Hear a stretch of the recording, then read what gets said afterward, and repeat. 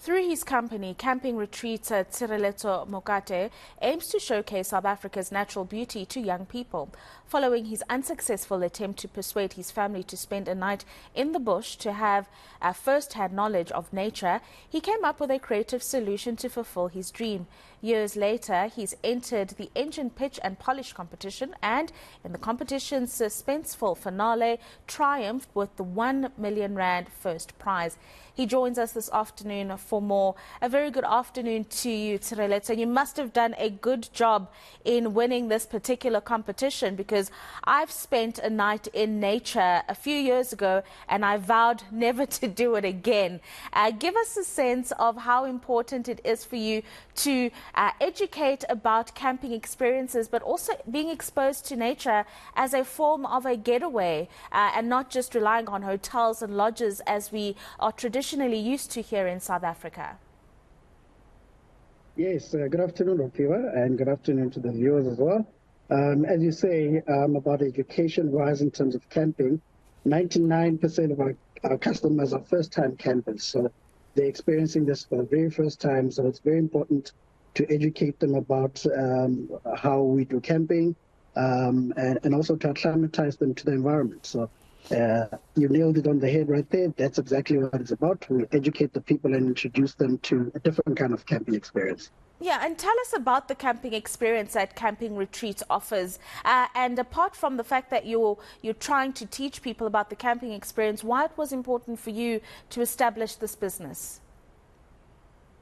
So, firstly, I had done a lot of lodging and going out into hotels and them, and I was looking for something different, and that's how I got to try and probe my wife if we could do this, and lo and behold, thousands of other people would appreciate exactly the same service.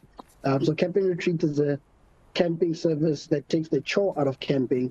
We provide an authentic camping experience with the relaxation as the main focus. We provide camping equipment, food prepared by a private chef, activities, and a whole itinerary for the weekend. So all you have to bring is yourself, and we'll take care of the rest.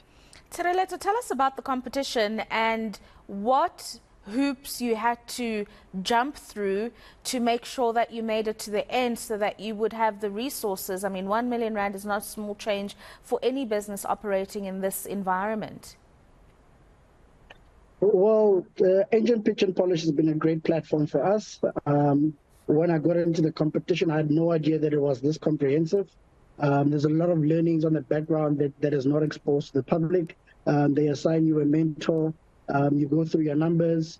So there's a lot of learnings behind the scenes. And it's not only about the pitch. The pitch is actually a small part about the show. The pitch is what you use to kind of showcase what you've learned about your business and refine your skills of presentation. But in the background, there's a lot of learnings. For myself specifically in my business, I've had to learn mostly about the numbers. As entrepreneurs, we don't always spend time in putting the numbers together and understanding them. Our main focus is always to sell, sell, sell. And then Engen Pitch and Polish, they were able to kind of acclimatize me to those numbers, so I can spend more time looking at what actually matters: your net profits, your gross profits, your turnover. The ratios between those have been extremely important. So this competition has been very valuable for me. So what happens for the business next now that you've completed this particular competition? What are some of the growth opportunities you are seeing for Camping Retreats? Well, we see growth opportunities in the international market. We've built a pretty good brand in South Africa. Most of the people who want to try out camping would consider us first. So what we're trying to expand to is international markets. Also, our business is outgrowing its premises, outgrowing its campsites. So the medium to short term goals is for us to get at least one site or two across the country, so we could be able to host camping retreats in our own premises, where we can put all our setup in there. Also able to tailor make some of our packages to the location that we go to, which will be a property that we own. So right now, with Engen Pitch and Polish money and resources, we're trying to to alleviate some of those actually is to open up for new markets, to be able to get more land and partnerships in place where we can attract international markets as well, and to own land in every province if possible.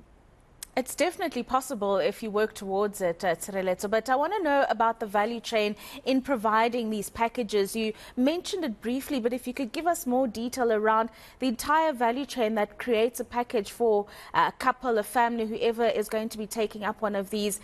Is it local entrepreneurs that are the private chefs that are providing the equipment and so on and so forth? Because you'd want to think that as a local entrepreneur, there's a sense of empowering other service providers for camping retreats. Tell us about that value chain. Absolutely. That we're doing quite deliberately.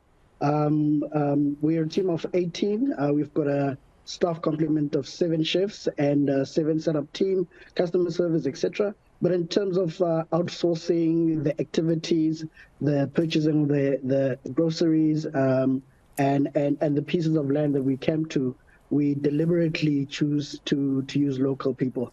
We do not use internal resources. We outsource to local people, and we're known by these partners that we've created. When we go to the Drakensberg, we look for a qualified hiking instructor there. There's a guy called Elijah that knows when we arrive there, we always give him the business. So we're quite deliberate about empowering other small businesses that benefit from us every time we visit. We do this across the country, so you'd imagine the amount of relationships that we do when we go to these places. Over and above that, also our customers purchase souvenirs, they purchase ice, they purchase drinks. So you would see that there will be a peak in activity in shopping whenever we're at a certain location for that weekend.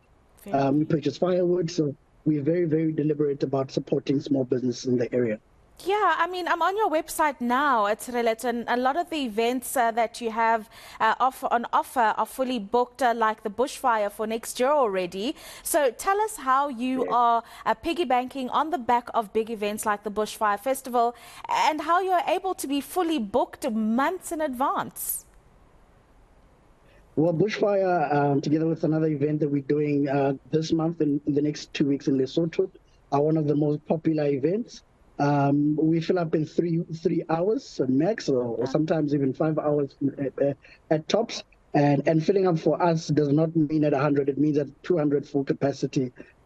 People love the experience that we provide with them, and Bushfire and other events give us that kind of leverage to be able to carry us through in terms when we want to make bookings and take people out on those kind of experiences that people prefer to do those experiences with us instead of by themselves. So that's how we kind of cross-referencing from each other between ourselves and these events. Bushfire, Malitsunyani, Tsitsikama, those are the more popular retreats that don't struggle to fill up at all. So we do enjoy these kind of relationships with these kind of event organizers, and it's astronomical. We really enjoy that. Yeah, and then the component of safety. Anyone thinking of going camping would think about it being in a remote area where it's not necessarily fully gated or what you would expect at a hotel. That safety component, how does Camping Retreat address that concern if it's ever arisen? So we go to established sites, mostly resorts, game reserves. We've got a very good relationship with sandparks. Those already come with high levels of security, roaming around security. We don't necessarily like the roughing it up locations where we're exposed to dangerous animals. We like more of the green grass, the taps, the electricity, so those kind of locations. But over and above that, we have our own security that travels us at the retreats, who regularly make sure that everybody's feeling safe and everybody's possessions are safe at all. So safety is really a non-factor when it comes to handling your retreat with us. So we go over and above that. I mean, it's absolutely amazing the work that you've been able to do to grow something that many people are very reluctant to try out, and that is camping. Thank you very much for those insights, Tshireletso. That is Camping Retreats founder Tshireletso Mokate joining us this afternoon. And you can go onto his website, a lot of amazing events that they have and packages that you could explore, and perhaps you could fall in love with camping. I myself was never able to.